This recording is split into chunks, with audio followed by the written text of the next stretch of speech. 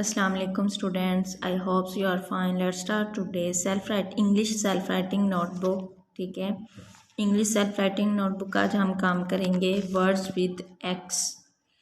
X से जो जो वर्ड्स बनते हैं वो यहाँ पे मैंने राइट किए हुए हैं और इनके दरमियान में हमने एक्स राइट करना है। ठीक है, A X, ox, O X, ox, mixture,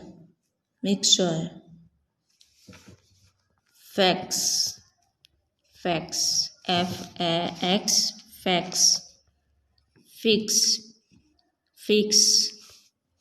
एक्समॉस्ट्री। ठीक है, ये देख लें, इनके मैंने दरमियान में एक्स राइट किया है तो ये वर्ड बन गया है। ठीक है, repeat with me, X, ox, mixture, fax, fix, एक्समॉस्ट्री।